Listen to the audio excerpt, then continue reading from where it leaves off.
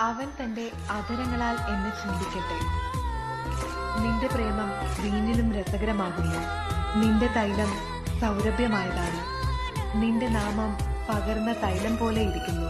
അതുകൊണ്ട് കന്യകമാർ നിന്നെ സ്നേഹിക്കുന്നു. നിന്റെ പിന്നാലെ എന്നെ വലിക്ക നാം ഓടിപ്പോക. പുഴയും മഴയും തഴുകും സിരയിൽ പുളകം പതിവായി നിറയേ.